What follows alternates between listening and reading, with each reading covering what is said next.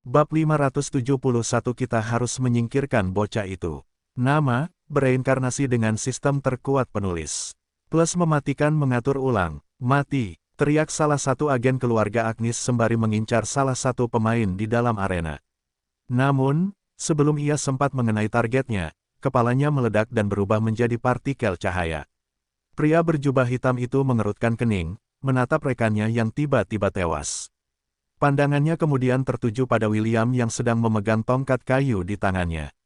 Si half-elf itu tersenyum, dan bahkan mengedipkan mata pada pria berjubah hitam itu sebelum berlari ke arah salah satu agen. William mengacungkan tongkat kayunya, dan menghancurkan kepala targetnya seperti semangka sebelum melanjutkan amukannya.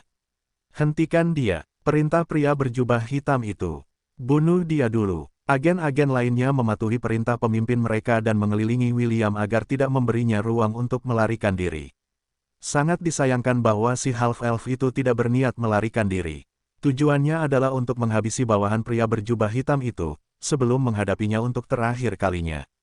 William mencibir sembari mengarahkan tongkat kayunya ke arah agen-agen yang mendekat yang tidak tahu apa yang akan terjadi pada mereka. Dia menunggu hingga mereka hanya berjarak 30 meter darinya sebelum mengaktifkan seni perangnya. Seni perang tembakan cepat, bentuk kedua, kata William sambil membidik. Shotgun, seketika, suara tepukan keras terdengar di telinga agen itu. Dua bawahan pria berjubah hitam yang menyerang sisi kanan William berubah menjadi partikel cahaya. Agen lainnya berhenti sejenak karena suara keterampilan William. Namun, itu hanya berlangsung sesaat sebelum mereka melanjutkan serangan mereka.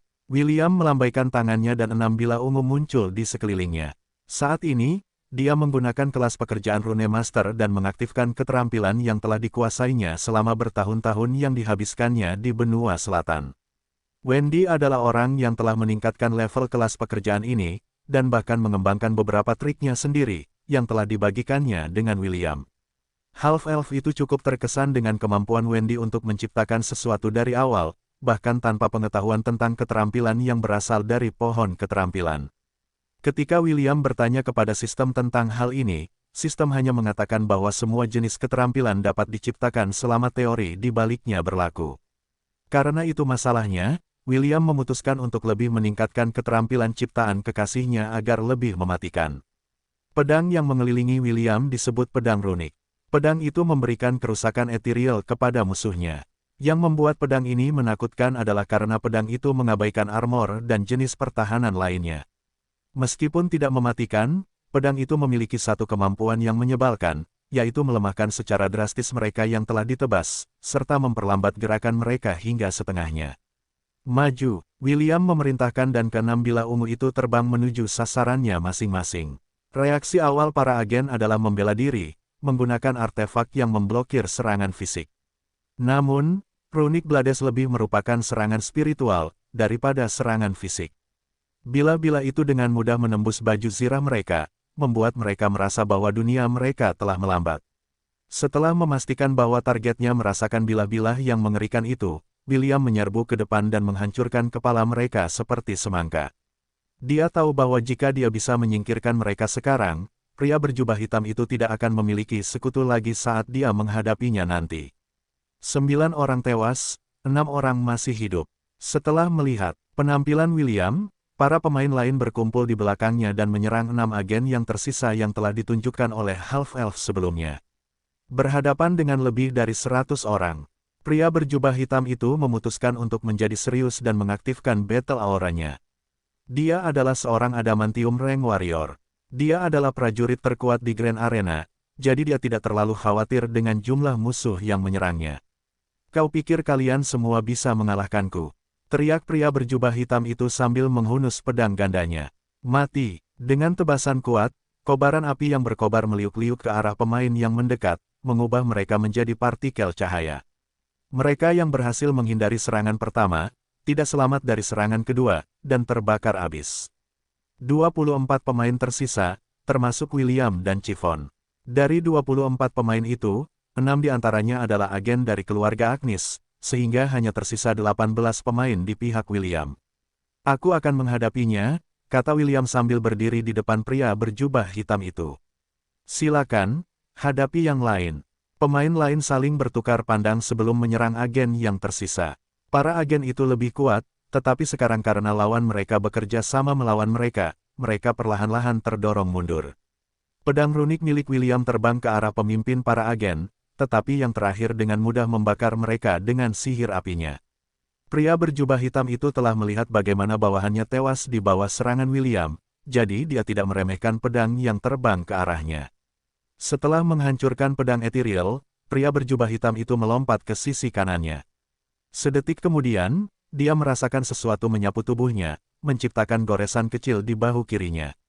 Serangan berbasis energi tak kasat mata, pikir pria berjubah hitam itu sambil menatap William dengan waspada.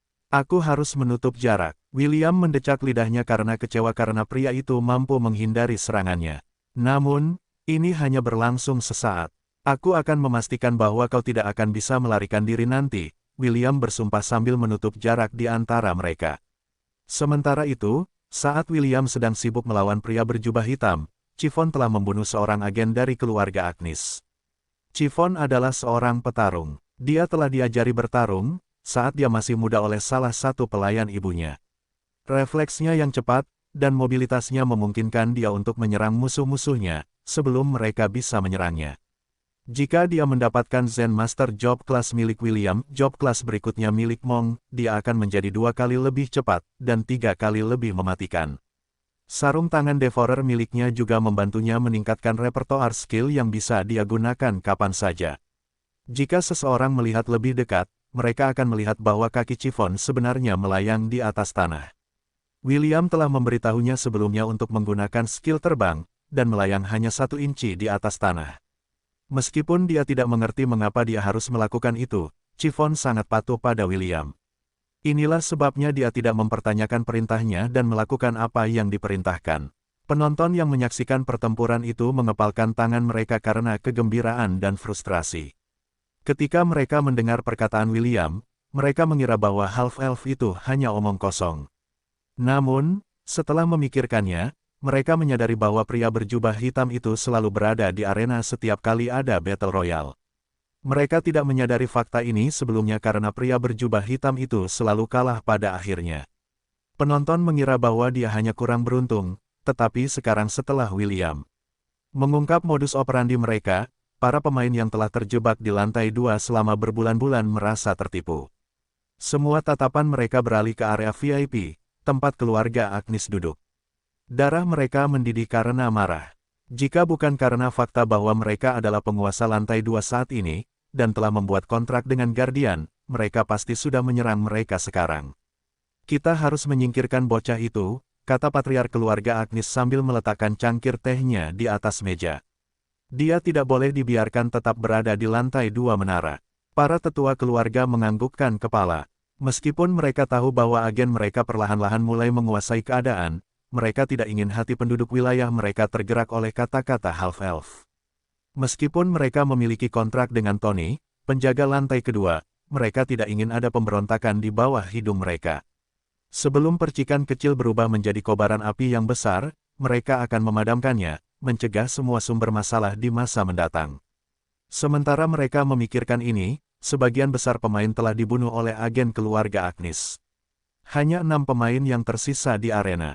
Jika salah satu dari mereka tewas, pertempuran akan berakhir dan sisanya akan dapat maju ke babak berikutnya. William, Chiffon, dan keempat agen, termasuk pria berjubah hitam saling melotot. Bos, apa yang harus kita lakukan? Seorang agen bertanya melalui artefak khusus yang mereka gunakan untuk komunikasi. Jika kita membunuh salah satu dari mereka, yang lain akan bisa lewat.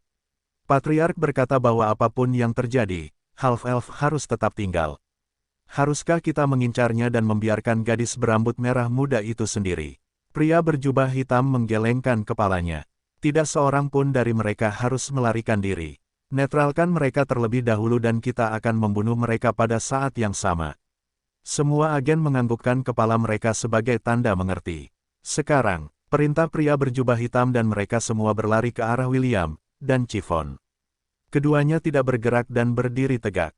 Ketika pria berjubah hitam itu hanya berjarak 20 meter dari keduanya, perasaan yang sama yang dia rasakan sebelumnya mengganggu kepalanya. Aku hanya terlalu banyak berpikir, pikir pria berjubah hitam itu sambil mengabaikan indera keenamnya. Aku akan mengakhiri ini secepat mungkin. 15 meter, 10 meter, 5 meter. Ketika para agen itu hanya berjarak 5 meter dari kedua remaja itu, senyum jahat muncul di wajah William. Senyum ini membuat bulu kuduk mereka berdiri tegak. Sedetik kemudian, tanah di bawah kaki mereka membengkak. Sebuah ledakan dahsyat bergema di dalam stadion yang membuat para penonton, dan para anggota keluarga Agnes berteriak kaget karena perkembangan tak terduga yang tidak dapat mereka duga. Sebuah ledakan keras menyebar di Grand Arena, membuat mata semua orang terbelalak karena terkejut. Sebelumnya, William tidak bertarung secara acak melawan pria berjubah hitam itu. Dia sibuk menanam rune Mines, menggunakan kekuatan skill Rune Master sebagai persiapan untuk momen ini. William tahu bahwa meskipun para pemain berpihak padanya, lawan mereka terlalu kuat dan terorganisasi. Kerja sama tim para agen sangat hebat, jadi aliansi dadakan tidak akan menjadi ancaman besar bagi mereka. Karena itu masalahnya, William hanya menanam ranjau sebanyak yang dia bisa. Dia bermaksud membuat ranjau itu meledak secara bersamaan, untuk menciptakan serangan mematikan yang akan langsung melenyapkan siapapun yang menginjaknya. Awan debu telah mengendap di dalam arena, dan tidak ada yang bisa melihat hasil pertempuran itu. 2 menit kemudian, awan debu itu surut memperlihatkan kawah selebar 50 meter. Di tepi kawah, 2 sosok berdiri. William dan Chiffon aman dan sehat, tetapi tidak ada agen yang terlihat dimanapun. Half-elf itu mengangkat kepalanya untuk melihat kursi VIP keluarga Agnes. Mereka adalah keluarga yang telah menaklukkan lantai kedua dan telah mengubahnya menjadi tempat di mana mereka bertani token, dan memperbudak para pemain yang ingin memanjat menara. Jika memungkinkan, William ingin menjatuhkan mereka dari kuda tinggi mereka, tetapi dia juga mengerti bahwa dia tidak memiliki kekuatan untuk melakukan itu sekarang. Saat William memikirkan hal-hal ini, suara main-main bergema di dalam benaknya. Tanda hubung tanda hubung tanda hubung tanda hubung tanda hubung. Selamat, Anda telah membersihkan lantai kedua menara Babilonia. Anda telah diberi hadiah 10.000 token. Hadiah tambahan 2.000 token akan diberikan karena kurang dari 5 pemain yang tersisa di Grand Arena. Token di tangan, 15.500. Apakah Anda ingin melanjutkan ke lantai berikutnya? Ya, tidak. Tanda hubung tanda hubung tanda hubung tanda hubung tanda hubung.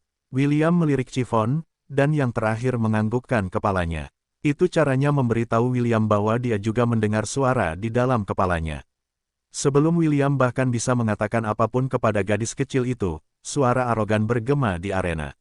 Para tamu yang terhormat, apakah Anda ingin bekerja sama dengan keluarga Agnes? Tanya seorang pria parubaya.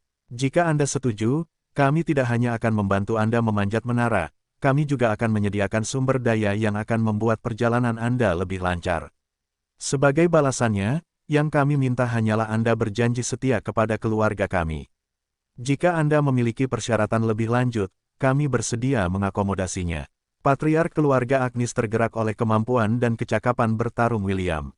Jika dia bisa menjadikannya bawahan keluarga mereka, dia pasti akan membawa mereka kejayaan saat dia terus memanjat menara Babilonia. William mengabaikan Patriark dan memegang tangan Chiffon dengan erat.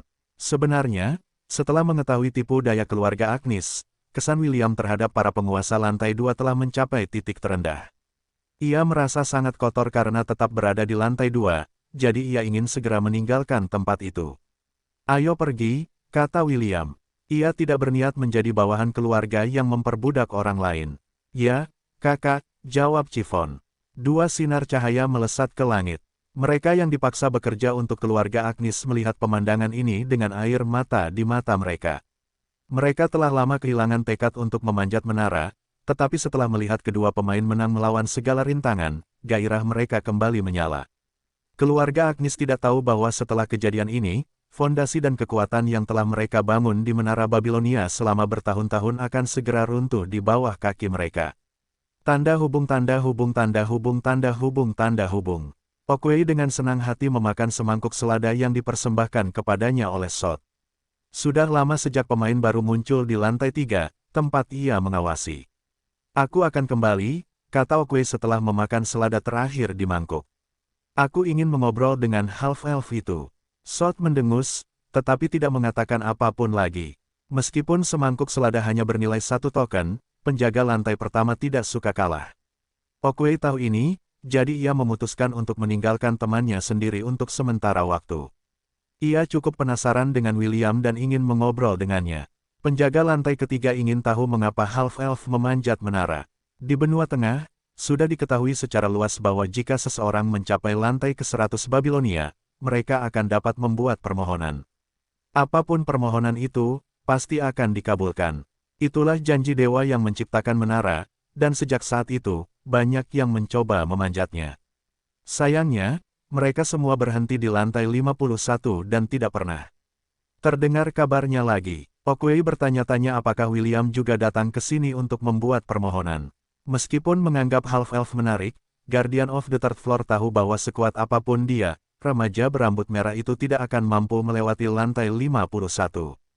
Itu mustahil, sebuah fakta yang telah lama diterima oleh semua Guardian di Tower of Babylon. Tanda hubung tanda hubung tanda hubung tanda hubung tanda hubung. Seekor rubah hitam ekor 4, dengan bulan sabit di dahinya, mendarat di sebuah gunung yang menghadap ke Silverwind City. Duduk di punggungnya adalah seorang remaja laki-laki yang tampak lembut dengan rambut abu-abu keperakan dan mata biru. Tuan berkata bahwa Will saat ini ada di sini, gumam remaja laki-laki itu. Aku ingin tahu apa yang akan dia katakan saat kita berdua bertemu lagi. Rubah hitam menoleh untuk melihat rekannya. Mungkin kamu takut bertemu dengannya. Bohong kalau aku bilang aku tidak. Haruskah kita lanjutkan? Remaja laki-laki itu menganggukkan kepalanya. Tidak akan terjadi apa-apa kalau aku tetap di belakang layar. Ayo, Luna, aku ingin melihat keadaan Will. Apa kau merindukannya? Rubah hitam bertanya sambil menyeringai. Ia tahu bahwa rekannya masih merasa bersalah atas apa yang terjadi di benua selatan. Kenapa aku harus merindukannya? Tanya remaja laki-laki itu dengan ekspresi tenang. Aku yakin dia sudah melupakanku sekarang. Sudah cukup, Luna. Ayo. Rubah hitam menganggukkan kepalanya dan sekali lagi terbang. Mereka telah melakukan perjalanan dari benua Silvermoon, dan rekannya adalah salah satu dari 4 kandidat yang dipilih untuk berpartisipasi dalam turnamen Kekaisaran Kreator. Meskipun para peri sangat menderita selama perang, mereka sebagian besar adalah klan yang anti-manusia. Banyak orang di benua Silvermoon, termasuk Ayah Arwen, Theoden, menentang perang. Sudah terlambat ketika mereka menyadari bahwa ada sesuatu yang salah. Mereka tidak memintanya, namun mereka juga menderita karena keegoisan Savel dan patriark lainnya yang memimpin fraksi anti-manusia. Dengan kepergian Seperon dan Eneru, para peri tidak dalam posisi untuk memusuhi siapapun. Mereka hanya berharap agar para iblis masih lemah karena perang yang terjadi bertahun-tahun lalu, dan tidak akan melancarkan serangan lagi di wilayah mereka selama 100 tahun ke depan. Turnamen di Kekaisaran Kreator adalah cara yang baik bagi para peri untuk memulihkan martabat mereka. Itulah sebabnya mereka mengirim utusan mereka untuk berpartisipasi dalam turnamen besar yang akan segera terjadi. Di mana kau, cucuku yang manis? Teriak James. Angsa putih itu melotot ke arah lelaki tua berisik yang datang ke tepi danau. Saat ini, ia sedang berenang di tengah danau, dengan seorang gadis yang sedang tidur di punggungnya. 7 bebek tidur di samping gadis kecil itu, mengelilinginya dalam formasi perlindungan. 7 bebek yang telah ia rawat sejak mereka masih kecil kini telah dewasa. Bebek-bebek ini akan menyerang siapa saja yang berani menyakiti Eve, dan menggigit kepala mereka jika mereka laki-laki. Karena itu, teman bermain Eve hanyalah perempuan. James dan Mordred tidak mengeluh dengan situasi ini. Anna akan menggelengkan kepalanya dari waktu ke waktu karena betapa protektifnya para lelaki di keluarga mereka terhadap putrinya. Oi, Gus, bawa cucuku ke sini. Perintah James. Sedetik kemudian, James mendengar suara kesal berbicara di dalam kepalanya. Diamlah, lelaki tua, nyonya sedang tidur. Pelankan kata-katamu dan berhentilah berteriak. Kalau begitu, bawa dia ke sini sekarang. Ada tamu penting yang ingin menemuinya. Angsa putih mengerutkan kening sebelum mengarungi danau. Sebelumnya, tubuhnya membesar karena Eve ingin bermain di danau sambil berbaring telentang. Namun, setelah bermain beberapa saat, ketenangan danau membuatnya mengantuk. Jadi dia memutuskan untuk tidur siang di punggung angsa putih bersama anak-anak bebeknya. Angsa putih menginjak daratan, tetapi masih mempertahankan ukurannya. Jika memungkinkan, dia tidak ingin membangunkan gadis yang sedang tidur telentang dan hanya melotot ke arah James seolah ingin mematuknya hingga tak sadarkan diri. James menatap cucunya yang menggemaskan dengan tatapan menjilat. Melihat betapa damainya dia tidur, dia memutuskan untuk membangunkannya begitu saja setelah mereka kembali ke kediaman. Orang tua dan angsa putih berjalan berdampingan saat mereka menuju ke arah lon. Seorang tamu telah tiba, dan James bergegas mencari Eve karena kehadirannya dibutuhkan. Tidak butuh waktu lama sebelum keduanya tiba di kediaman Ainsworth. Seolah merasakan bahwa dia telah kembali ke rumah, mata Eve berkedip. Setengah menit kemudian, dia membuka mata dan melihat sekelilingnya, sambil masih setengah tertidur. "Kakek," tanya Eve saat dia melihat James berjalan di samping White Goose. "Selamat siang, Eve," kata James sambil tersenyum. "Seseorang datang mengunjungimu." Rasa kantuk Eve hilang saat dia mendengar seseorang datang mengunjunginya. Ada seseorang yang sangat dia rindukan, dan dia berharap untuk segera bertemu dengannya. "Kakak, William." "Tidak, itu orang lain." "Siapa?" James tersenyum dan menunjuk ke pintu masuk Ainsworth Residence. Seorang wanita cantik berpakaian adat berdiri di dekat pintu masuk. Saat dia melihat Eve, senyum lembut muncul di wajahnya. Tamu dari keluarga Ainsworth berjalan menuju White Goose untuk melihat lebih dekat gadis yang ingin ia temui untuk pertama kalinya. Ia belum pernah bertemu Eve sebelumnya, tetapi ia dan William adalah teman baik. Ada kalanya remaja berambut merah itu akan berbicara tentang sepupunya yang imut di pedesaan. Begitulah ia mengetahui nama Eve. Ia hanya tidak menyangka bahwa ia akan dikirim ke kampung halaman William, untuk mengasuh gadis kecil itu. Eve menatap wanita cantik itu dan merasakan ikatan yang kuat dengannya. Ikatan ini sulit dijelaskan, terutama untuk seorang gadis kecil. Karena itu, Eve mengatakan hal yang paling mendekati yang dapat ia katakan untuk menggambarkan perasaan yang membuncah di dalam hatinya. "Kakak, ya, mulai sekarang, kau bisa memanggilku kakak." Ariadne tersenyum dan menepuk kepala Eve dengan penuh kasih sayang. Sekarang ia mengerti mengapa William terus membanggakan sepupunya yang imut itu. Eve mungkin adalah gadis kecil paling menggemaskan yang pernah ia lihat seumur hidupnya. Selain itu, energi ilahi yang kuat yang terpancar dari tubuhnya adalah bukti bahwa ia ditakdirkan untuk menjadi Rasul Tuhan. Beberapa menit kemudian, James, Mordred, Anna, dan Eve berkumpul di taman tempat mereka semua minum teh sore dan makan camilan. Ariadne telah menunggu semua orang berkumpul sebelum dia berbicara tentang alasannya datang. Mordred dan Anna saling berpandangan dengan tidak percaya. James, di sisi lain, mengerutkan kening. Dia kemudian meletakkan cangkir tehnya di atas meja sebelum berbicara. "Apakah kamu akan mengambil Eve dari kami?" tanya James. Dia berbicara dengan santai, namun, kata-katanya tampak mengandung tantangan yang tersembunyi. Seolah-olah dia memberitahu Ariadne untuk, "Kamu tidak akan mengambil cucu perempuanku tersayang dariku di bawah pengawasanku." Ariadne tersenyum karena dia sudah menduga hasil ini. "Eve masih muda," jawab Ariadne. "Aku tidak tega mengambilnya dari keluarganya. Itulah sebabnya aku memutuskan untuk tinggal di sini di Lon sementara aku mengajarinya tugas-tugas seorang rasul." Mordred dan Anna menghela napas lega. Dipilih sebagai Rasul Tuhan adalah suatu kehormatan, tetapi itu juga merupakan tanggung jawab yang berat. Eve masih muda, dan mereka tidak ingin putri mereka meninggalkan mereka pada tahap ini. James bersenandung dan menganggukkan kepalanya. "Baiklah, aku akan mengizinkanmu untuk mengajari Eve, tetapi kau harus bersumpah bahwa kau tidak akan membawanya pergi secara diam-diam, saat kami tidak melihat," kata James. Meskipun ia tahu bahwa Ariadne adalah orakel dari dewa yang diikuti William, ia tetap tidak dapat mempercayainya karena ia terus-menerus lupa seperti apa rupa Ariadne. "Kemampuan yang merepotkan," pikir James. "Tidak peduli seberapa keras aku mencoba, wajahnya akan hilang dari ingatanku." Eve memakan kue di piringnya dengan lahap. Dia menatap Ariadne dari waktu ke waktu, dan Ariadne akan tersenyum padanya setiap kali wanita itu merasakan tatapannya.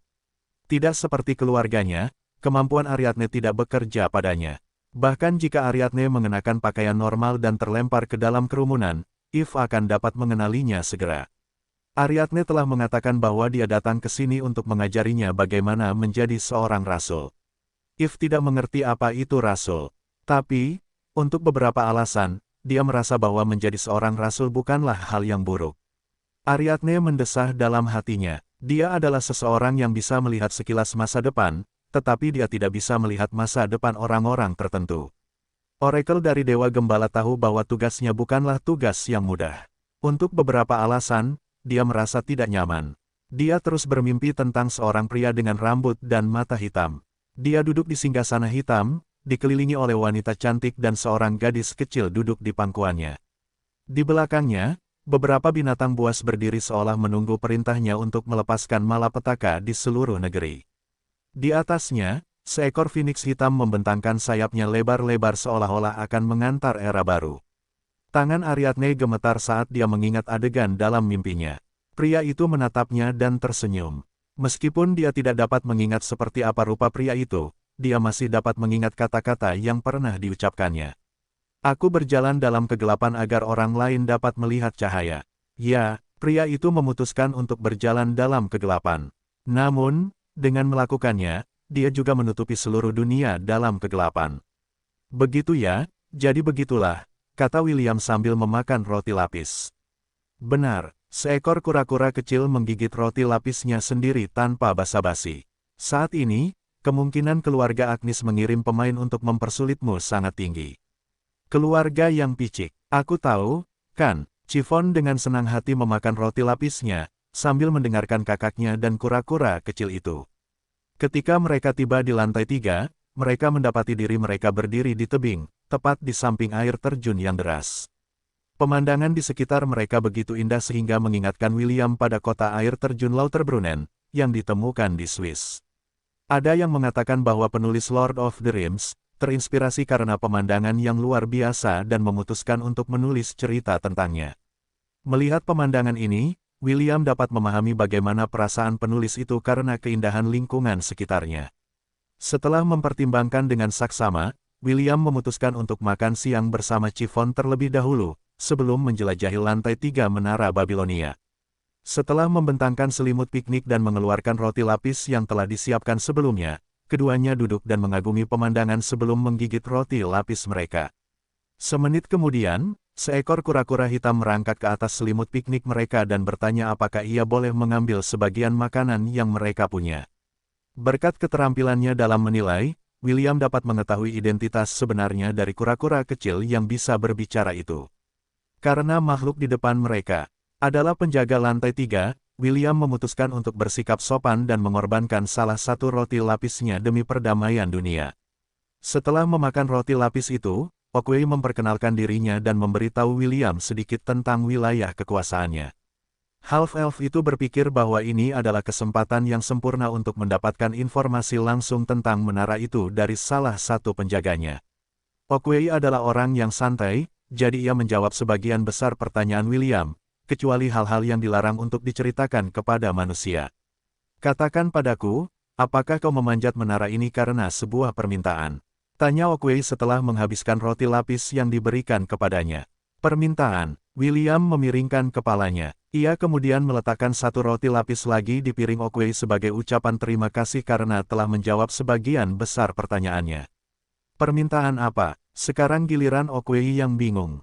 Kura-kura kecil itu menatap William dengan tatapan, apa kau bercanda denganku?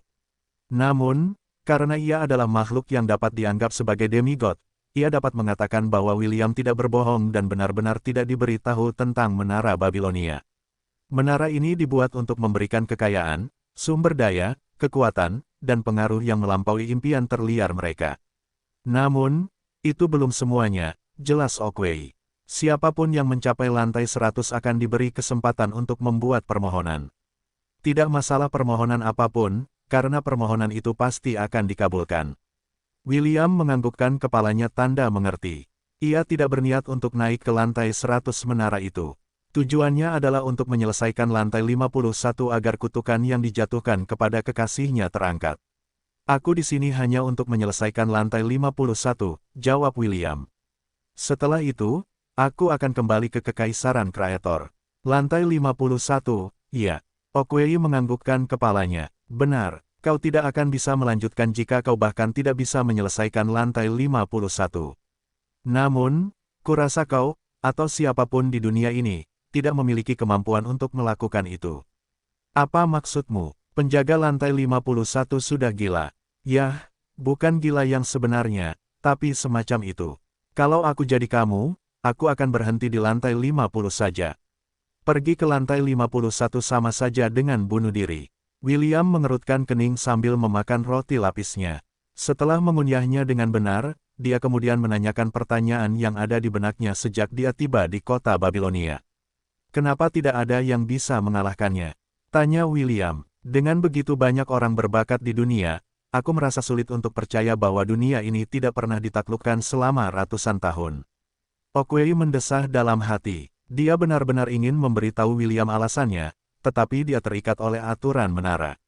Pada akhirnya, dia menggigit roti lapisnya dan mengabaikan pertanyaan William. William merasa bahwa itu adalah salah satu hal yang tidak bisa diceritakan Okwei kepadanya, jadi dia tidak melanjutkan pertanyaannya. Sebaliknya, dia mengajukan pertanyaan yang membuat kura-kura itu menatapnya sambil menyeringai. Ujian macam apa yang harus kulakukan untuk bisa naik ke lantai berikutnya? Tanya William. Pertanyaan bagus, jawab Okwei. Sebenarnya, kau seharusnya mengikuti ujian di kota yang terletak di lembah itu. Kura-kura kecil itu menunjuk ke kota yang terletak di tengah lembah yang menawarkan pemandangan luar biasa yang akan membuat semua foto Instagramnya malu. Namun, karena aku menyukaimu, aku memutuskan untuk memberimu misi yang berbeda. Tentu saja, ini juga akan memberimu hadiah yang lebih baik. Apa kau tertarik? Kata Okwei dengan nada menantang. William merenung sebentar sebelum menganggukkan kepalanya. Dia tidak bisa mendeteksi niat jahat apapun yang datang dari Okwei, jadi dia yakin kura-kura itu tidak bermaksud menyakiti mereka. Bagus sekali. Kura-kura itu menyeringai. Izinkan aku memperkenalkanmu kepada murid-muridku. Sesaat kemudian, 4 kura-kura setengah manusia muncul di belakang Okwei sambil membawa berbagai jenis senjata. Perkenalkan dirimu pada tamu kita, perintah Okwei. Kura-kura setinggi 2 meter yang memegang tongkat kayu melangkah maju dan berpose bertarung. Namaku Donutella, kata Donutella dengan ekspresi penuh tekad. Senang bertemu denganmu. William meringis dalam hati karena teringat pada selai coklat super manis yang digunakan oleh anak-anak di panti asuhan. Dia harus mengerahkan seluruh tekadnya untuk menahan diri agar tidak menggoda kura-kura yang memiliki nama lucu itu. Yang berikutnya melangkah maju adalah kura-kura setengah manusia lainnya yang menghunus 2 pedang. Sama seperti Donutella, dia berpose bertarung dan memperkenalkan dirinya. Namaku Leonardude. Leonardude mendengus. Lawan aku hanya jika kau berani. Selama aku ada di sekitarmu, kau tidak akan watah. Teriakan keras memotong kata-kata Leonardude saat kura-kura lain melangkah maju sambil mengacungkan nuncakunya. Chiffon bertepuk tangan karena kagum karena cara kura-kura itu menghunus senjatanya sungguh menakjubkan. Aku Michaela Neloe. Michaela Neloe berpose setelah menunjukkan peragaannya. Aku bukan pelacur. Petik 2 petik 2. William dan Chiffon tidak tahu harus berkata apa dan hanya menatap kura-kura dengan nama yang lucu seperti teman-temannya. Kura-kura terakhir melangkah maju, sambil memegang 2 pedang pendek di tangannya. Aku narnya gelombang, kata narnya sambil tersenyum. Senang bertemu denganmu. William tersedak sandwich yang sedang dimakannya dan harus memukul dadanya untuk membantu makanannya masuk. Dia sudah menduga kura-kura terakhir akan memperkenalkan dirinya sebagai Rafaela atau yang serupa, tetapi nama yang diberikannya adalah sesuatu yang tiba-tiba. Setelah pulih dari kesialannya sebelumnya, William menatap kura-kura betina yang menatapnya dengan aneh. Kamu yakin namamu bukan Rafaela? Aku baru saja mengatakan namaku narnya gelombang. Sudut bibir William berkedut karena siapapun yang membuat rencana ini, otaknya harus dibuang ke selokan. Okwei, yang baru saja selesai memakan sandwich terakhirnya, menatap William sambil menyeringai. Jika kau ingin melewati lantai ketiga, kau harus mengalahkan murid-muridku terlebih dahulu. Jangan khawatir, mereka akan bersikap lunak padamu. William menggaruk kepalanya saat ia melihat ke arah demi Turtle, dan kura-kura kecil yang menatapnya. Kita harus melawan mereka agar bisa melanjutkan.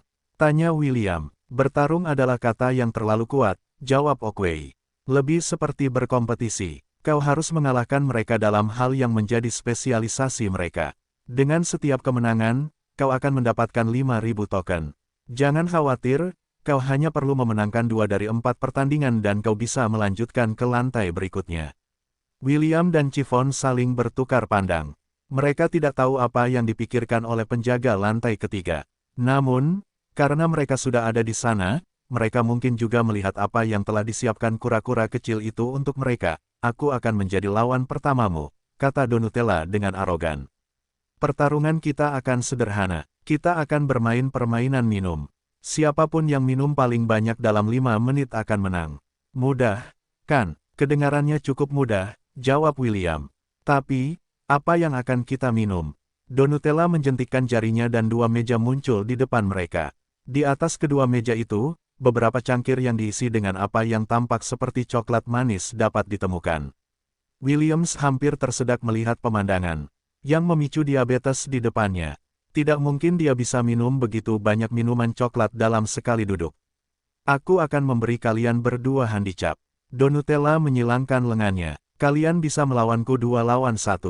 Nada suara si kura-kura setengah itu dipenuhi dengan keyakinan. Seolah-olah dia memberitahu William bahwa tidak ada gunanya bahkan jika Chiffon dan dia bekerja sama, karena pada akhirnya dia akan tetap menjadi pemenang. Si peri setengah mencibir dalam hati pada kura-kura sombong itu. Donutella tidak tahu bahwa orang yang tidak memiliki kesempatan dalam pertarungan minum ini adalah dirinya sendiri. William menepuk kepala Chiffon dan menatap lurus ke matanya. Chiffon, bolehkah aku menyerahkan tantangan ini padamu? Chiffon menepuk dadanya dengan percaya diri. Serahkan padaku, kakak. Gadis berambut merah muda itu kemudian berjalan menuju meja dan menatap cangkir coklat dengan mata berbinar. Jelas, dia sangat bersemangat untuk memulai kompetisi minum sesegera mungkin. Apakah kamu yakin tidak akan bergabung dengannya? Donutella bertanya saat dia juga pergi ke meja yang menghadap meja Chiffon. Kamu mungkin akan menyesalinya nanti. Tidak, aku baik-baik saja. William menyeringai. Dia menantikan untuk melihat ekspresi terkejut Donutella setelah menyadari bahwa lawannya adalah sesuatu yang tidak dapat dikalahkannya dalam permainan minum. Ketiga demi kura-kura, dan Oakway menggelengkan kepala karena kecewa. Mereka merasa kasihan pada Chiffon karena seorang gadis kecil harus bertarung melawan peminum terkuat di kelompok mereka. Minum secangkir penuh coklat manis mungkin merupakan tugas yang mudah. Namun, jika Anda minum banyak coklat dalam waktu tertentu, Anda pasti akan melambaikan tangan tanda menyerah. Apakah kedua petarung sudah siap? Tanya Oakway. Donutella dan Chiffon menganggukkan kepala serempak. Aturan pertempurannya cukup sederhana, jadi tidak perlu memperumit masalah. Demi kura-kura itu menatap gadis berambut merah muda itu dengan jijik. Jelas, ia tidak percaya bahwa gadis manis seperti Chiffon bisa mengalahkannya dalam permainan yang menjadi spesialisasinya. Jangan menangis nanti, gadis kecil, goda Donutella. Chiffon hanya memiringkan kepalanya ke samping karena bingung, dia tidak mengerti mengapa dia menangis ketika dia akan memakan sesuatu yang manis dan lezat. Oakway kemudian mengangkat kakinya yang kecil dan menyatakan dimulainya pertempuran. Mulai, Donutella dengan santai mengambil cangkir dari meja dan meminumnya sekaligus. Di sisi lain, Chiffon melakukan hal yang sama. Ia menghabiskan minumannya 2 detik lebih lambat dari Donutella, tetapi William tidak terlalu khawatir. Dalam rentang waktu 10 detik, Donutella telah menghabiskan 4 cangkir, sementara Chiffon hanya menghabiskan 3 cangkir. Semenit kemudian, Donutella telah menghabiskan 24 cangkir, sementara Chiffon hanya menghabiskan 18 cangkir. Ketiga demi kura-kura dan Oakway terkejut dengan kegigihan Chiffon. Tak seorang pun dari mereka yang mampu menghabiskan lebih dari 10 cangkir coklat manis, tetapi gadis berambut merah muda itu telah menghabiskan lebih dari jumlah itu. 3 menit berlalu, dan beberapa cangkir coklat telah disingkirkan dari meja. Meskipun pertandingan minum ini adalah spesialisasi Donutella, ia mulai merasa mual karena banyaknya coklat manis yang telah ditelannya. Sebentar lagi, pikir Donutella. Aku hanya perlu bertahan sebentar dan aku akan menang. Chiffon meletakkan cangkir yang baru saja diminumnya di atas meja dan melirik Donutella sekilas. Oakway dan murid-muridnya mengira Chiffon akan menyerah, tetapi mata mereka hampir terbelalak saat melihat apa yang dilakukan gadis kecil itu selanjutnya. Gadis berambut merah muda itu membuka mulutnya. Tiba-tiba, coklat yang ada di dalam cangkir itu semua terangkat ke udara dan terbang ke arah mulutnya. Donutella tersedak coklat yang diminumnya setelah melihat apa yang dilakukan lawannya. Ia tidak percaya apa yang dilihatnya. Waktunya habis. Oakway tergagap. Pemenang pertandingan ini adalah Chiffon. Chiffon tersenyum saat kembali ke sisi William. Peri setengah itu mengeluarkan sapu tangannya dan menyeka noda coklat di sisi bibirnya. Ia bisa membaca suasana hati Chiffon dan hampir tertawa terbahak-bahak. Satu tatapan saja sudah cukup untuk memberitahu William bahwa gadis berambut merah muda itu belum kenyang.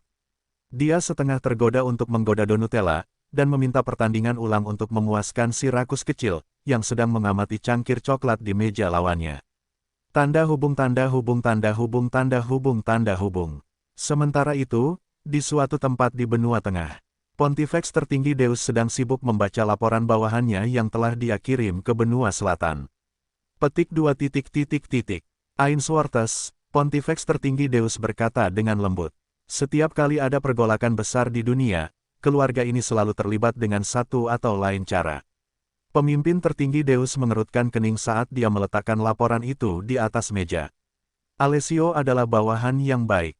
Sangat disayangkan dia meninggal di benua selatan. Pertarungan antara bawahannya adalah sesuatu yang dia dorong. Begitulah cara organisasinya berhasil menjadi sebuah fraksi yang menyaingi gereja cahaya dari balik bayang-bayang.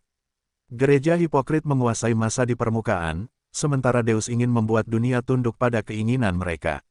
Kedua organisasi ini telah saling bertarung selama ratusan tahun, dan kemenangan serta kekalahan mereka hampir sama. Saat ini, kedua kekuatan itu sedang bertempur dalam jenis pertempuran yang berbeda.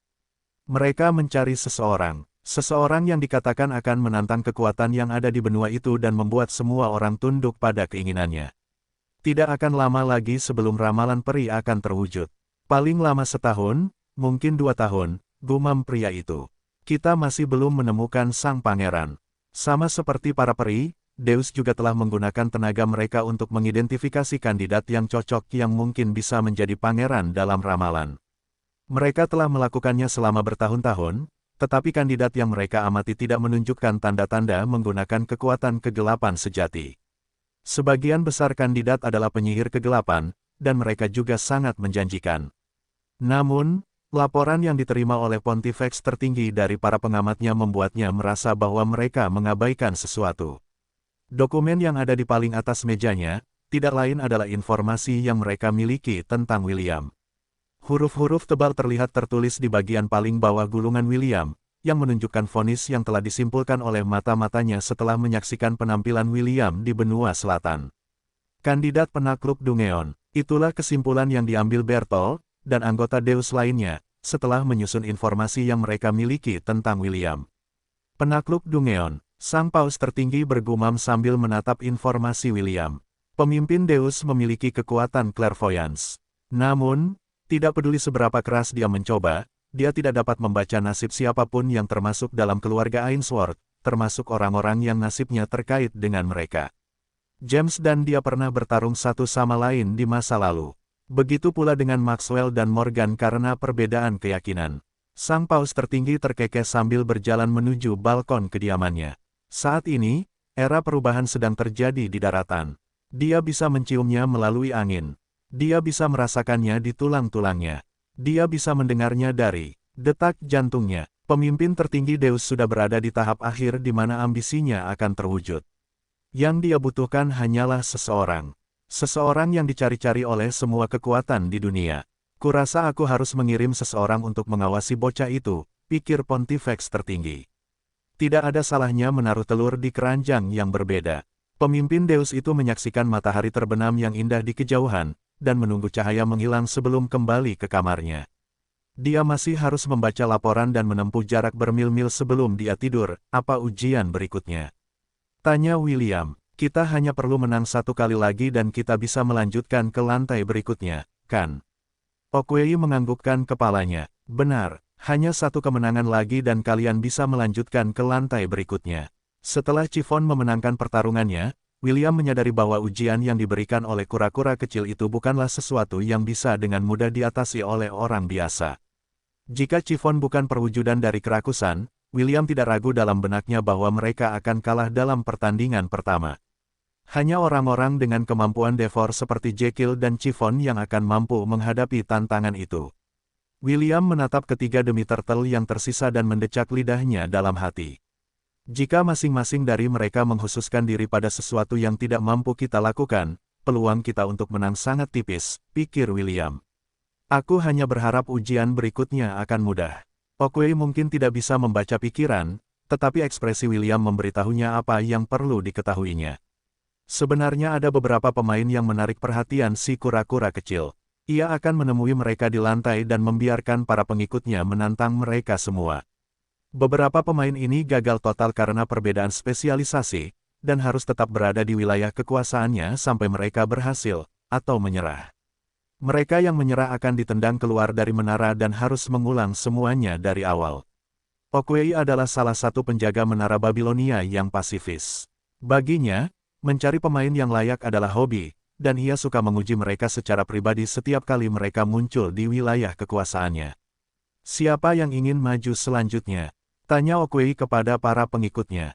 Aku akan maju selanjutnya. Leonardo D melangkah maju. Namun, sebelum Leonardo D dapat mengatakan rincian tantangannya, ia diseret oleh Donutella dan Michelangelo. Apapun yang kalian lakukan, jangan tantang mereka dalam kontes makan, bisik Donutella. Kau sudah melihat kemampuan gadis itu, kan? Akhir ceritanya akan sama. Meskipun kau adalah pemakan terhebat di tim kita, dan aku adalah peminum terhebat, kita tidak akan menang melawannya. Leonardo D menganggukkan kepalanya. Aku tahu, jangan khawatir, yang akan makan adalah kita, bukan dia. Michelangelo mendengar kedua saudaranya dan mengerti apa yang direncanakan Leonardo D. Jadi, kau akan melakukan itu, kan? Bisik Michelangelo. Tepat sekali, Leonardo D menyeringai. Kau bermain curang. Ini disebut taktik. Tidak ada yang curang tentang itu. Ketiga demi turtle itu saling bertukar pandang dan tersenyum jahat. Pendengaran William yang peka mampu mendengar percakapan mereka. Namun, apa yang dibicarakan ketiganya tidak cukup untuk memberinya petunjuk mengenai apa yang akan terjadi pada ujian berikutnya. Baiklah, ini akan menjadi ujianmu berikutnya. Leonardo D menjentikkan jarinya dan dapur portabel muncul di depannya. Ujianmu berikutnya adalah kau akan memasak makanan untukku. Jika aku menyukainya, kau akan lulus ujianku. Hanya itu, tanya William. Hanya itu, jawab Leonardo D. Gampang, kan? Donutella, Michelangelo, dan narnya gelombang mencibir dalam hati. Ini adalah trik yang selalu dilakukan Leonardo D saat ia berencana untuk membuat pemain gagal. Bahkan jika makanannya lezat, ia akan mengatakan bahwa itu sampah, yang secara otomatis membuat penantangnya gagal. Okwei mendesah dalam hati karena ia tahu bahwa muridnya melakukannya lagi. Ini bukan pertama kalinya Leonardo D melakukan ini, tetapi kura-kura kecil itu tidak mencegahnya melakukannya.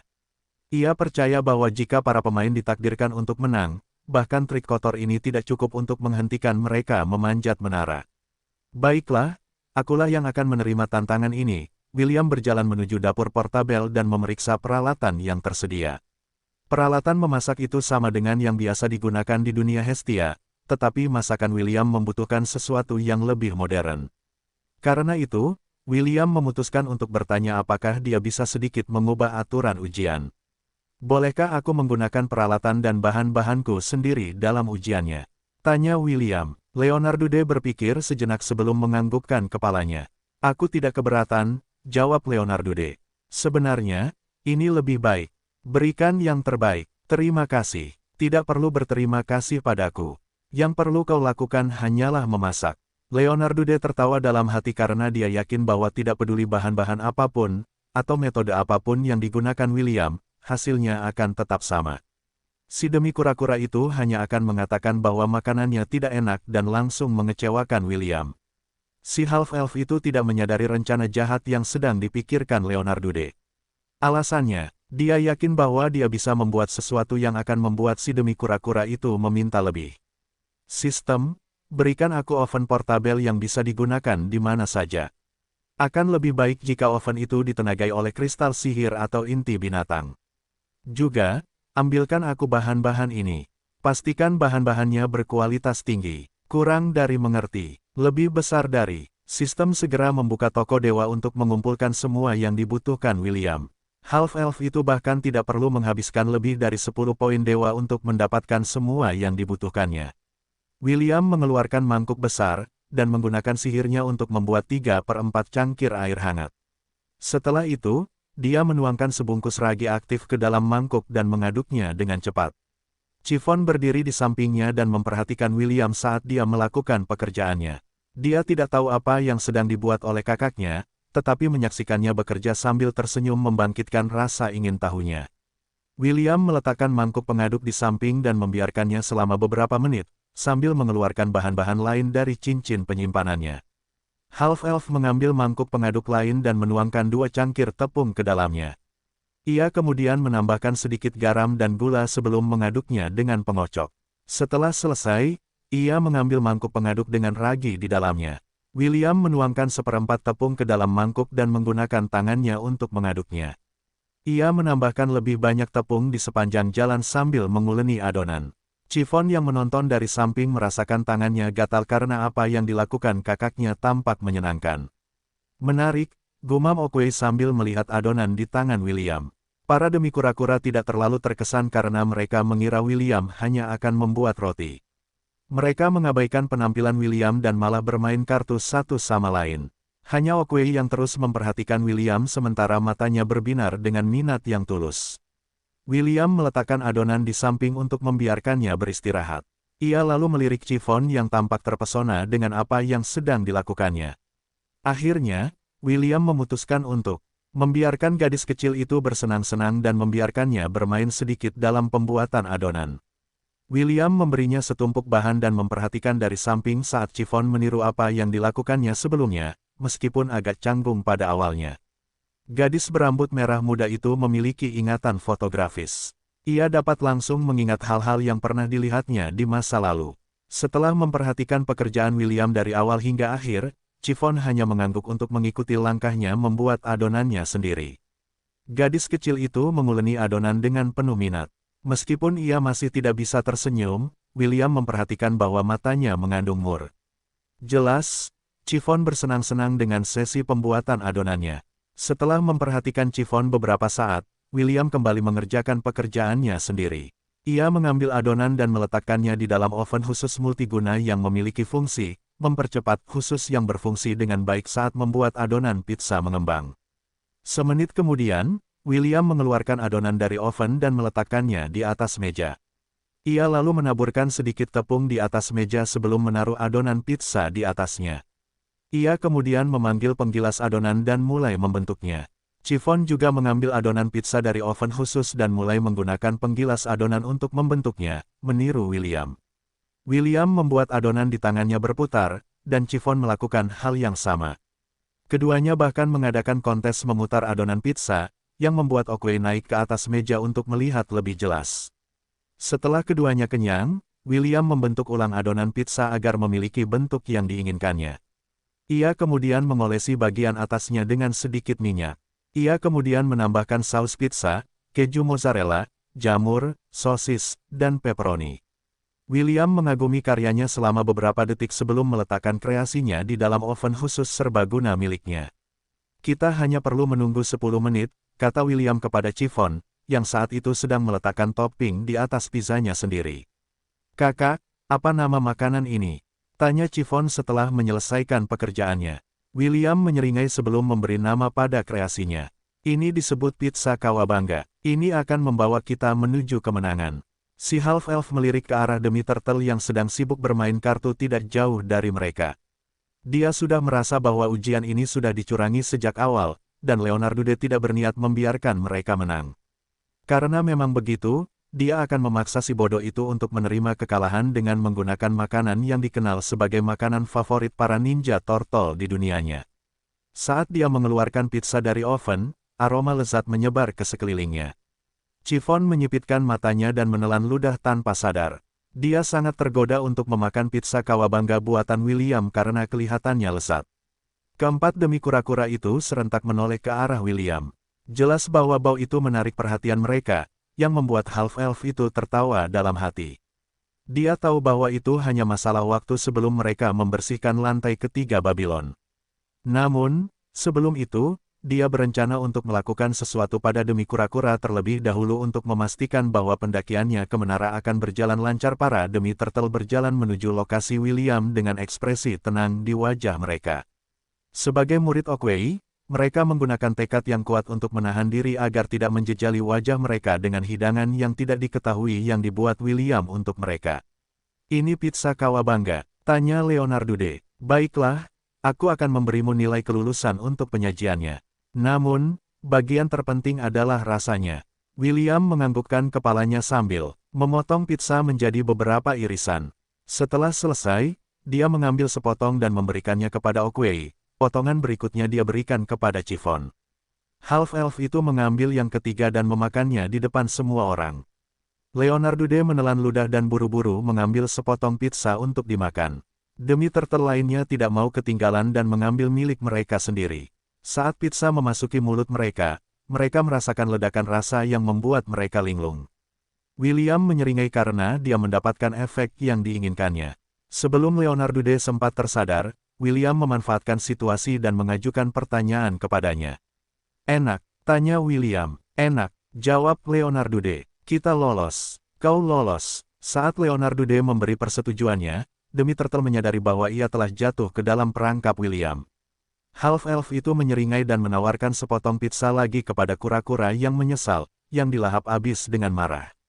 Enak, kata Okwei. Bisakah kau memberiku resep? Tentu saja, jawab William. Tapi dengan satu syarat. Okwei tersenyum. Ia tahu bahwa William sedang merencanakan sesuatu, tetapi ia tidak tahu apa itu.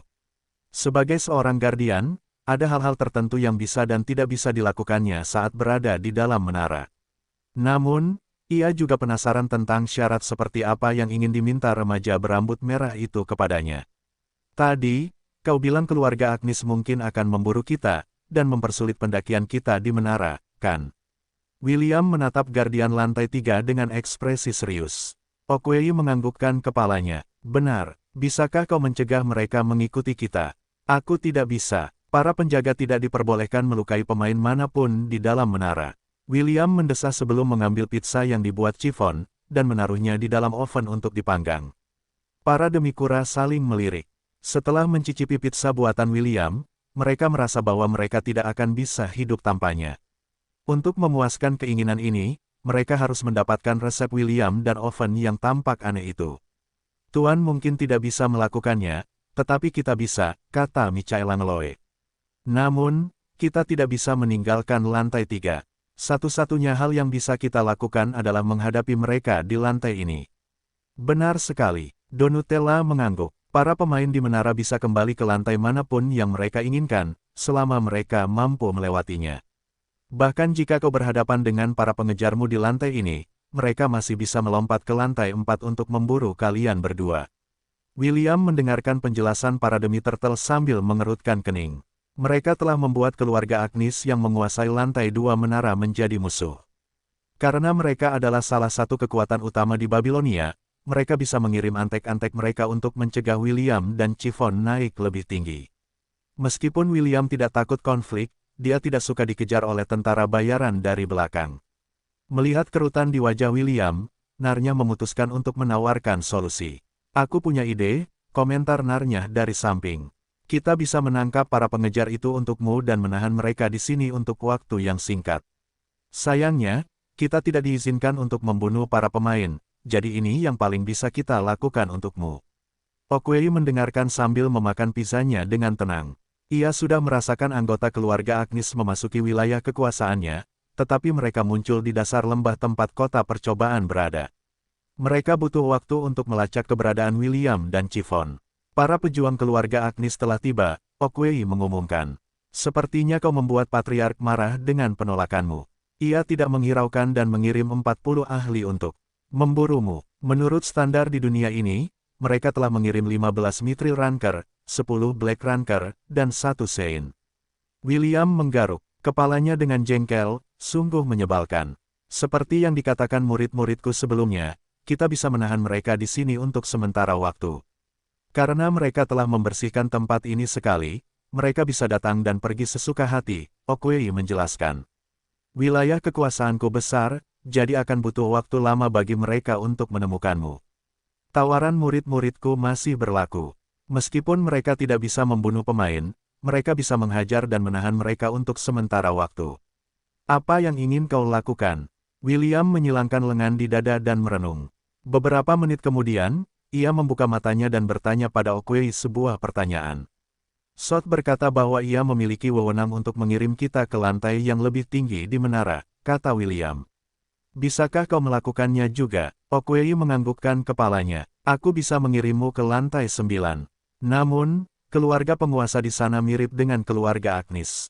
Karena kau telah lulus ujianku, aku bisa mengirimmu ke sana kapanpun kau mau. Apakah kau ingin aku mengirimmu ke sana, sekarang juga?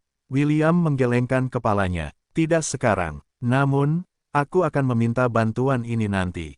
Half-elf itu melihat ke bawah ke kota ujian di bawah tebing, dia memutuskan untuk menyingkirkan para pengejarnya sekarang daripada berurusan dengan mereka di lain waktu.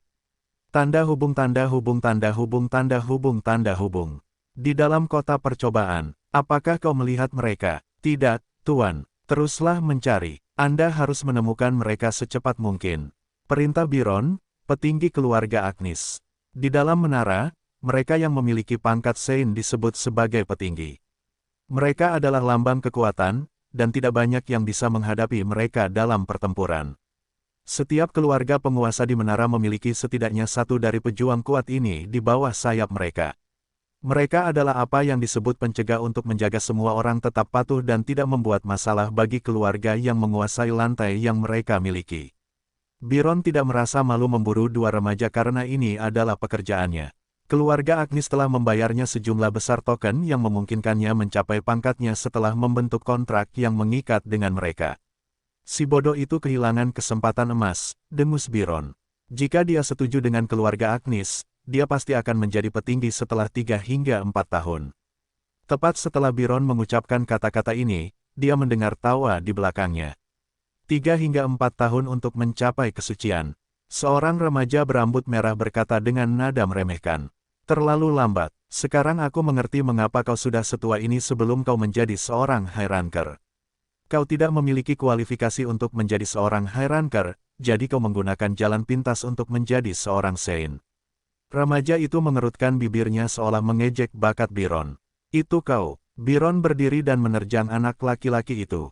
Meskipun William telah mengejeknya, dia tidak membiarkannya menjadi sombong dan memprioritaskan penangkapan anak laki-laki itu. Para prajurit keluarga Agnes juga mengenali Half-Elf dan bergabung dengan pemimpin mereka untuk menaklukkannya. William berdiri diam dan hanya menyeringai pada Sein, dan anak buahnya, yang hanya berjarak beberapa meter darinya. Biron baru saja akan meninju dada anak laki-laki itu ketika sesuatu yang berwarna emas muncul dalam penglihatannya. Hal berikutnya yang dia tahu, dia meluncur ke tanah dengan darah merembes keluar dari mulutnya. Hal yang sama terjadi pada bawahannya, tetapi mereka mengalami nasib yang lebih buruk daripada Biron karena pangkat mereka lebih rendah.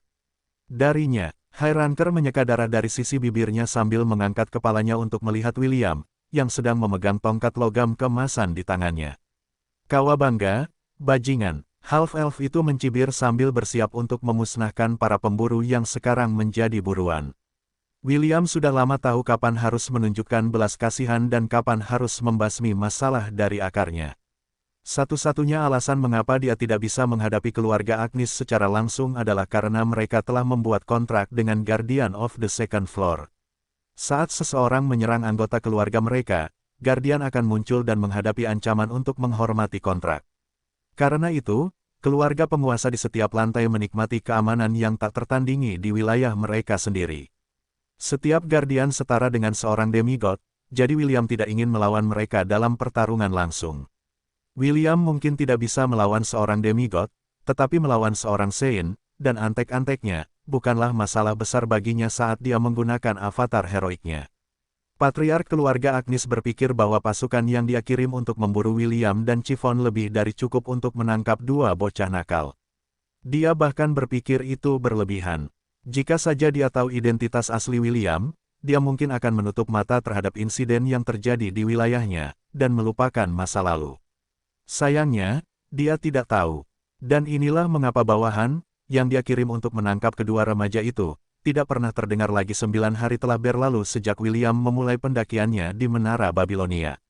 Kekaisaran Kreator telah memfokuskan seluruh perhatiannya dalam persiapan untuk turnamen besar, di mana beberapa anak ajaib dari seluruh benua tengah akan datang untuk berpartisipasi.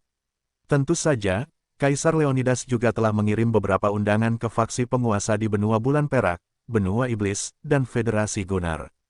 Federasi Gunnar terdiri dari banyak kerajaan di benua barat. Tidak seperti hubungan antara kerajaan Helan, dinasti Anaesa, dinasti Zelan, dan kerajaan Frisia, para anggota Federasi Gunnar semuanya bersekutu satu sama lain. Mereka telah melakukan ini untuk mengusir penjajah yang telah mencoba menaklukkan tanah mereka ribuan tahun yang lalu, dan aliansi mereka tetap kuat bahkan selama berlalunya waktu. Tidak ada undangan yang dikirim ke benua selatan karena mereka baru saja mengalami bencana yang belum pernah terjadi sebelumnya. Seperti yang kami harapkan, jumlah peserta telah melampaui harapan kami, kata Efeksius.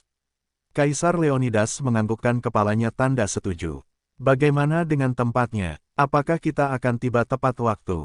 Tenanglah, Yang Mulia. Arcamage kami berusaha sekuat tenaga untuk membuat ratusan panggung, tempat pertempuran awal akan diadakan. Grand Arena juga sedang menjalani renovasi besar-besaran untuk menampung tamu yang datang dari seluruh dunia. Kaisar Leonidas dan beberapa penguasa benua tengah mengadakan pertemuan sebelumnya, untuk membicarakan hadiah yang akan diberikan kepada semifinalis dan juara turnamen. Dengan begitu banyak sponsor untuk acara tersebut, hadiah-hadiah itu adalah sesuatu yang akan dengan senang hati didapatkan oleh setiap anggota generasi muda. Menurut diskusi mereka, beberapa orang dari berbagai kekaisaran akan bertindak sebagai wasit untuk memfasilitasi ratusan pertempuran yang akan terjadi pada saat yang sama. Semua kekuatan utama di benua itu dengan suara bulat setuju bahwa iblis tidak diizinkan menjadi wasit dan hanya akan mengirim kandidat mereka untuk berpartisipasi dalam turnamen. Raja Iblis tetap acuh tak acuh selama seluruh pertemuan, dan hanya mendengarkan diskusi. Kekuatan-kekuatan utama di benua tengah tidak takut padanya karena jika dia melakukan sesuatu yang aneh, mereka semua akan melancarkan perang salib dan menghapusnya dari muka dunia. Selain itu, para iblis masih belum pulih sepenuhnya dari invasi mereka di benua bulan perak. Mereka masih butuh 1 atau 2 dekade untuk mendapatkan kembali kekuatan yang pernah mereka miliki. Namun, bahkan jika mereka berhasil, mereka tidak akan bodoh untuk menantang kekuatan pasukan di benua tengah. Salah satu peserta peri telah tiba, Efeksius melaporkan. Menurutnya, totalnya ada 4. Rekan-rekannya akan tiba 3 minggu dari sekarang. Untuk sementara, kami mengizinkannya tinggal di tempat tinggal khusus yang telah kami siapkan. Dia diberi perlakuan VIP oleh orang-orang kami. Kaisar Leonidas mengangguk. Untuk saat ini, beritahu para jenderal untuk meningkatkan keamanan di ibu kota. Aku tidak ingin ada tikus yang memanfaatkan acara ini untuk menggali rahasia kekaisaran kita. Dimengerti. Efeksius membungkuk. Meskipun persiapannya semakin sibuk, dia yakin semuanya akan selesai beberapa hari sebelum turnamen dimulai. Ini adalah turnamen termegah sejak berdirinya kekaisaran mereka, dan mereka ingin membuat para tamu yang akan segera mengunjungi tanah mereka terkesan. Tanda hubung tanda hubung tanda hubung tanda hubung tanda hubung. Sementara itu di Akademi Hestia yang terkenal di dunia, seorang wanita mengenakan gaun akademis putih berdiri di depan gerbang seolah menunggu seseorang. 2 makhluk seperti peri duduk di bahunya dan menemaninya selama acara peringatan ini. 5 menit kemudian, terdengar suara jeritan keras di langit dan seekor gagak hitam turun beberapa meter darinya. Senyum manis muncul di wajah wanita itu saat dia berjalan ke arahnya, untuk menyambut orang yang sudah lama tidak dia lihat. Selin turun dari punggung gagak itu dan membuka kedua lengannya lebar-lebar. Wanita yang mengenakan gaun akademis putih itu melompat ke pelukan Selin dan memeluknya erat.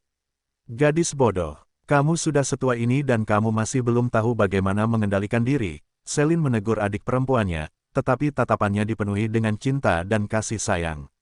Aku merindukanmu, kakak, kata Celeste sambil terus memeluk saudara kembarnya. Selin mendesah dan menepuk kepala adiknya.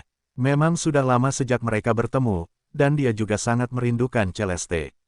Setelah beberapa menit, Celeste dengan enggan melangkah mundur sebelum meraih tangan Selin. Ayo ke kamarku, usul Celeste. Aku yakin kau lelah dengan perjalananmu. Aku akan meminta staf menyiapkan sesuatu yang enak untuk kita makan, sementara kita mengejar ketinggalan. Selin mengangguk sambil tersenyum. Dia memang lelah karena perjalanan. Namun, setelah melihat adik perempuannya tampak baik-baik saja dan sangat sehat, rasa lelahnya berkurang drastis. 15 menit kemudian, kedua wanita cantik itu menyeruput teh dan saling berbagi cerita. Aku sudah mendengar tentang apa yang terjadi di benua selatan, kata Celeste sambil meletakkan cangkir tehnya di atas meja. Sebenarnya, aku pergi ke sana bersama seorang kenalan untuk memeriksa apakah kau aman dan sehat. Sayangnya, ada penghalang kuat yang menghalangi kami mencapai tujuan. Kami mencoba mendobraknya, tetapi tidak ada gunanya. Akhirnya, kami memutuskan untuk kembali ke akademi. Celine mendesah, untunglah kau tidak terjebak dalam kekacauan itu. Kalau kau ada di sana, semuanya mungkin akan menjadi lebih rumit. Celine menceritakan hal-hal yang terjadi tepat setelah mantra kontinental diaktifkan. Bagaimana para elf memperlakukan warga dinasti Zelan, dan bagaimana pertempuran itu berakhir. Saat dia selesai, matahari hampir terbenam. Celeste merasa sedih dengan hasil perang itu. Dia juga seorang elf, dan mendengar berita bahwa jutaan dari mereka telah tewas dalam pertempuran, membuatnya mendesah dalam penyesalan. Wow, sungguh half-elf. Yang menarik, salah satu makhluk seperti peri dengan rambut pirang pendek dan mata biru, berkata sambil tersenyum. Di mana dia sekarang? Apakah kau membawanya bersamamu? Chloe, jangan bersikap kasar kepada tamu kita, komentar peri lainnya dengan rambut hijau pendek dan mata abu-abu. Maafkan aku atas kekasaran adikku. Dia tidak berpikir sebelum bertindak.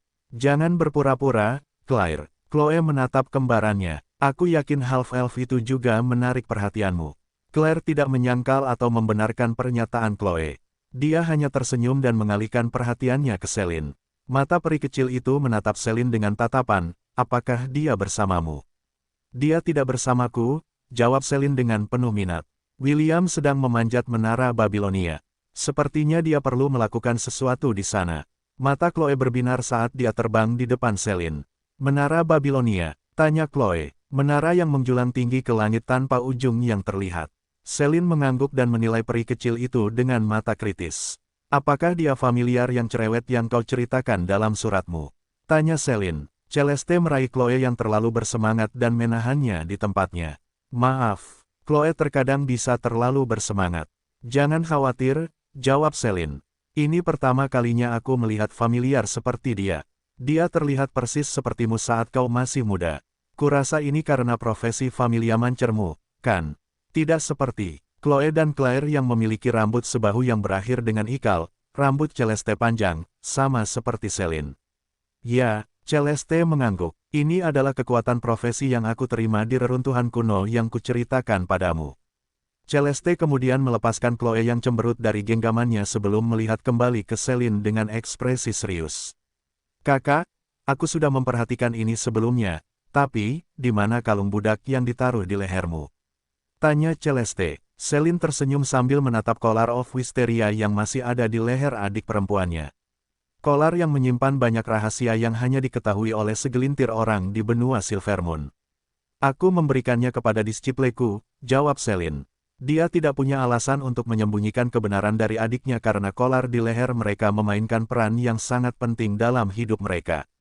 Dia memakainya sampai perang berakhir, tetapi karena keadaan, dia menaruhnya di leher orang lain. Mata Celeste membelalak karena terkejut. Dia tidak pernah menyangka bahwa adiknya yang sombong itu akan memberikan kolarnya kepada siapapun. Karena itu, dia ingin tahu lebih banyak tentang disiple adiknya, yang nasibnya telah terikat dengan Celine. Apakah Anda masih belum mendengar kabar dari orang-orang kita? Waltier Agnes, patriark keluarga Agnes bertanya kepada tangan kanannya. Dia adalah orang yang memegang otoritas tertinggi di lantai 2 menara Babilonia. Sejak keluarga mereka mengubah aturan ujian, sangat sedikit orang yang mampu naik ke lantai berikutnya. Mereka menggunakan lantai 2 sebagai pangkalan untuk menjadikan penantang menara yang berbakat menjadi bawahan mereka. Praktik ini telah berlangsung selama ratusan tahun, dan keluarga Agnes telah memperoleh banyak keuntungan dari praktik ini. Masih belum ada kabar dari mereka, tuanku. Pria parubaya itu menundukkan kepalanya untuk meminta maaf. Lantai 3 cukup besar, dan orang-orang kita mungkin kesulitan menemukan target mereka. Saya sudah menerima laporan dari mata-mata kita di lantai 4. Tidak seorang pun dari mereka yang melihat seseorang yang sangat mirip dengan 2 remaja yang lulus ujian kita. Sangat mungkin mereka masih berada di lantai 3. Mereka berjanji akan mengirimkan laporan kepada kami segera setelah mereka menemukan orang yang cocok dengan potret yang telah kami gambar untuk mereka. Waltier menganggukkan kepalanya. Terus beri kabar tentang mereka berdua. Baik, tuanku, tinggalkan aku. Aku ingin sendiri. Pria parubaya itu membungkuk lagi sebelum meninggalkan ruangan. Ia mengasihani kedua remaja itu karena Waltier dikenal sebagai orang yang kejam.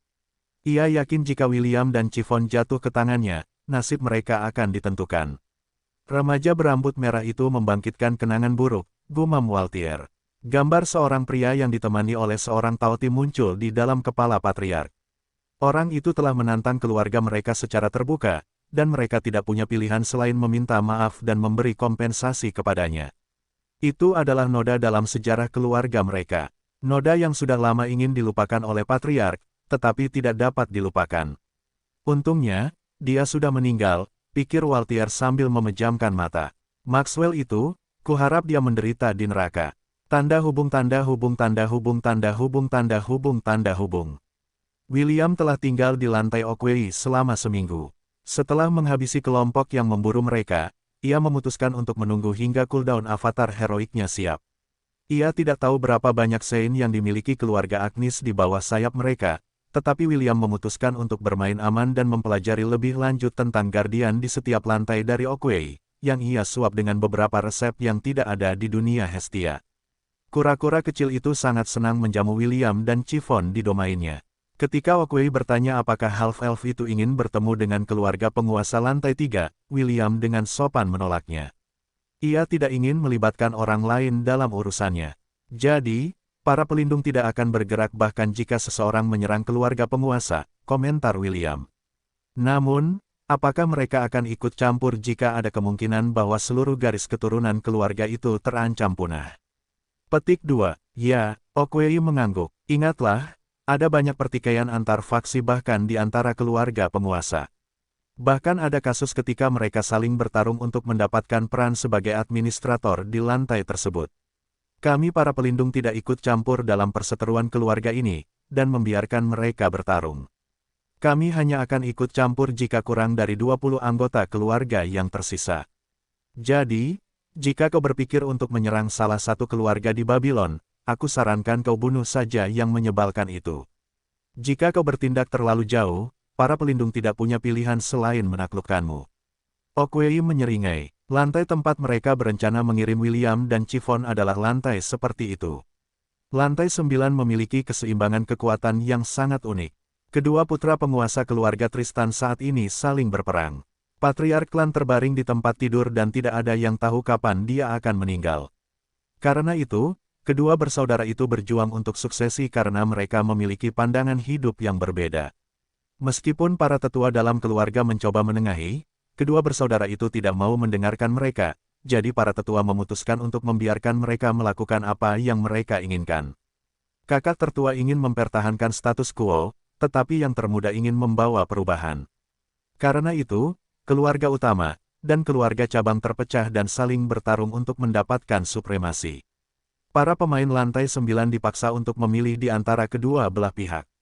Mereka tidak dapat maju kecuali salah satu dari keduanya memenangkan perang suksesi mereka. Pertarungan mereka telah berlangsung selama 2 tahun, dan saat ini, kakak tertua memiliki keuntungan.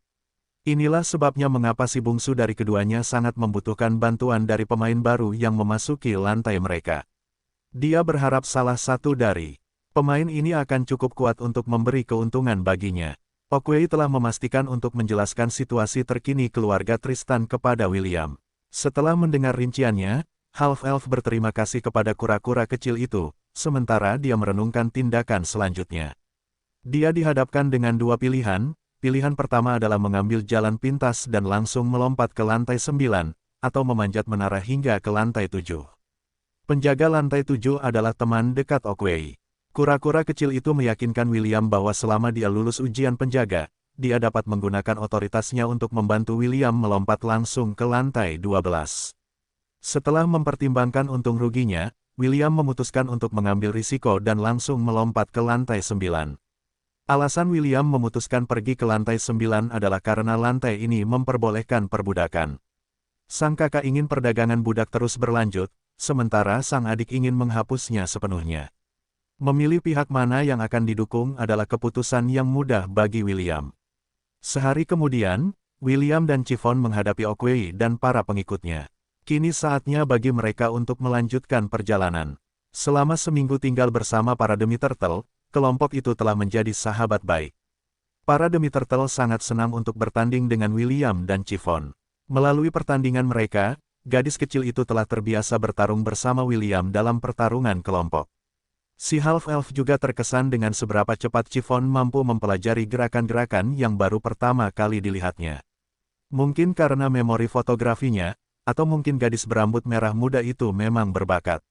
Apapun alasannya, Chiffon seperti spons yang menyerap gaya bertarung yang berbeda dari keempat demi turtle yang telah menjadi sahabatnya, selama mereka bersama. Jaga diri kalian berdua, kata Donutella. Jika keadaan menjadi sulit, silakan kembali ke lantai 3. Kami akan dengan senang hati menyambut kalian berdua dengan tangan terbuka. Benar sekali, komentar Leonardo D. Datanglah dan kunjungi kami kapan saja. Michaela Nloe menjabat tangan William, dan menepuk kepala Chiffon. Meskipun kami tidak dapat menemanimu dalam usahamu, ketahuilah bahwa kami akan mendoakan keberhasilanmu dari lantai ini. Narnya mengedipkan mata. Semoga kalian berdua aman, dan semoga kita bertemu lagi.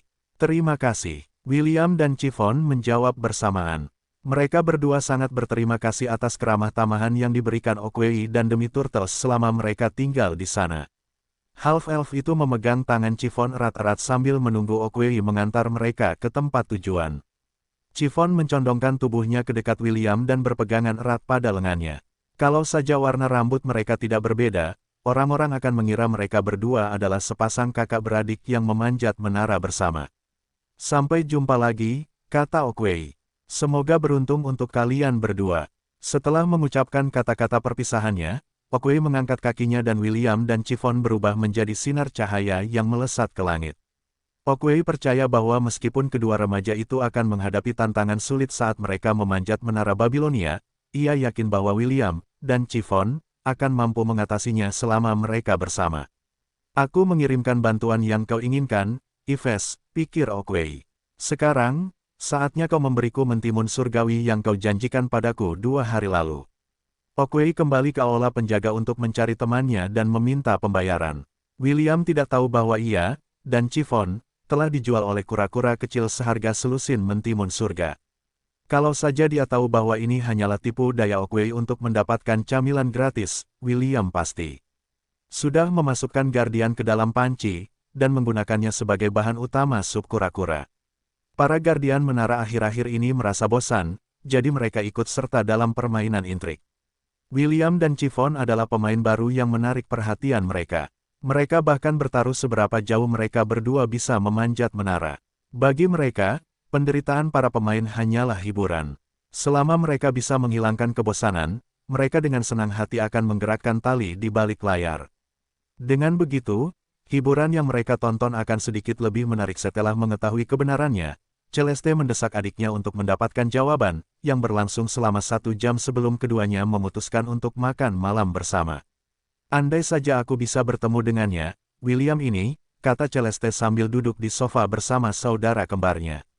Celine menyeringai, jangan khawatir, aku yakin kau akan bertemu dengannya cepat atau lambat. Dia memang menyebalkan, tetapi aku sudah memperhatikannya sejak dia berusia 10 tahun. Aku bisa menjamin bahwa dia orang yang baik, meskipun narsis. Celeste terkekeh sambil bersandar pada adiknya. Celine tahu persis apa yang diinginkannya, jadi dia memeluk Celine dan mengusap rambut hijau muda saudara kembarnya, yang sehalus sutra, dengan tangannya. Jika para siswa akademi bisa melihat profesor peri mereka yang cantik sekarang, mereka semua akan terkejut karena dia bertingkah seperti gadis kecil yang manja.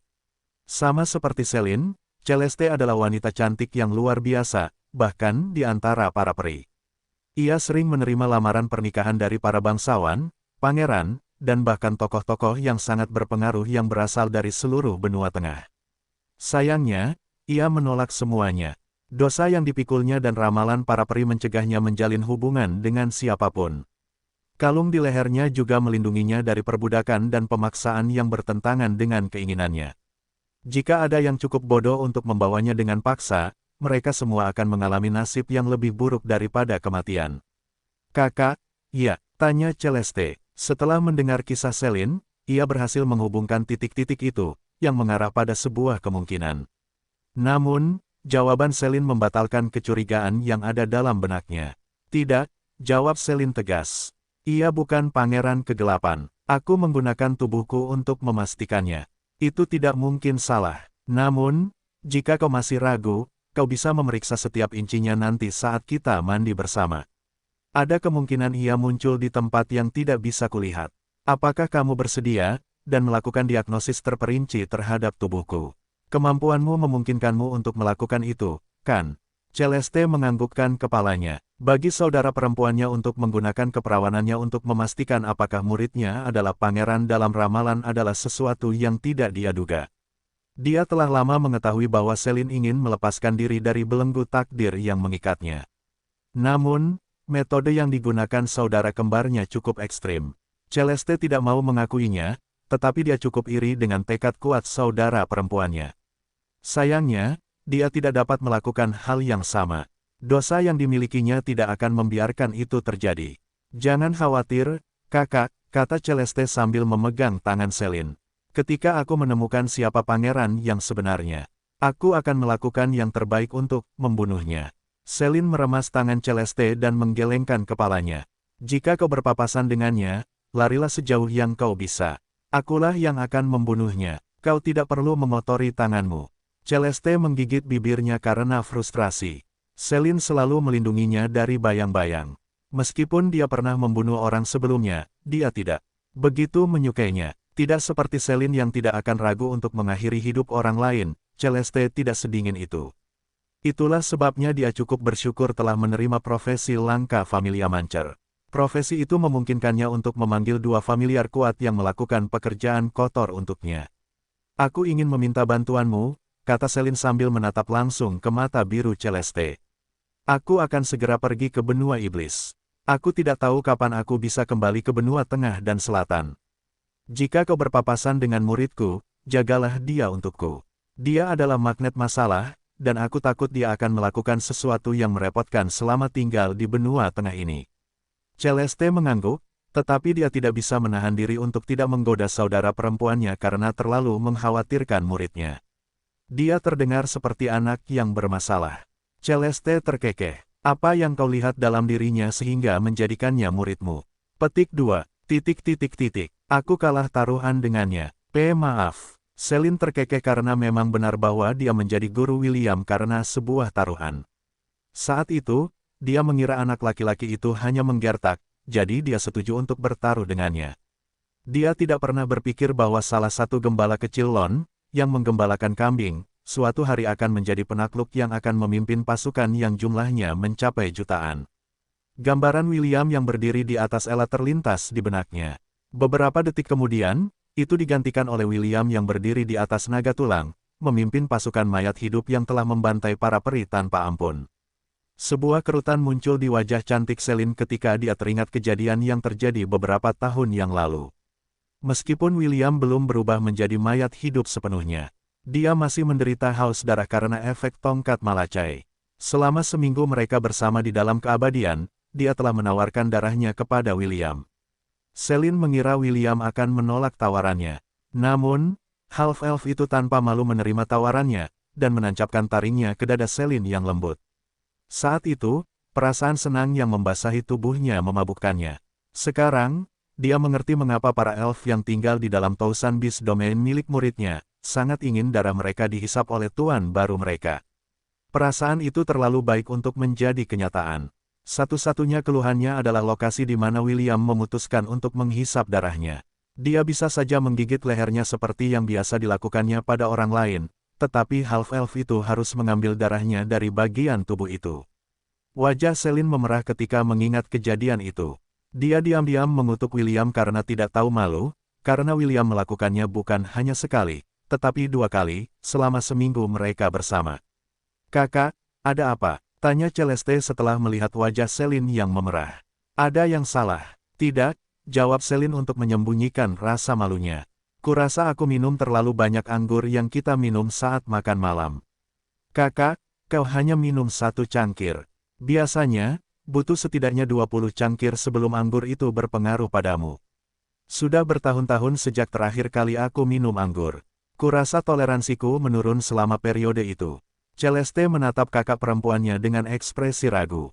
Namun, karena dia tidak ingin merusak suasana, dia memutuskan untuk melupakannya dan membicarakan hal lain. Sepanjang malam, kedua peri cantik itu mengobrol tentang pengalaman yang mereka alami selama tidak bersama. Mereka tidak lagi membicarakan ramalan peri, atau pangeran yang suatu hari akan menjadikan salah satu dari mereka sebagai istrinya. Mereka berdua hanya bersama beberapa hari, dan mereka berusaha menebus tahun-tahun yang telah mereka lalui. Bersama, keduanya tidak tahu kapan mereka akan bertemu lagi. Namun, satu hal yang pasti, kedamaian yang mereka berdua rasakan saat itu, akan segera menghilang, seperti awan yang berlalu di cakrawala.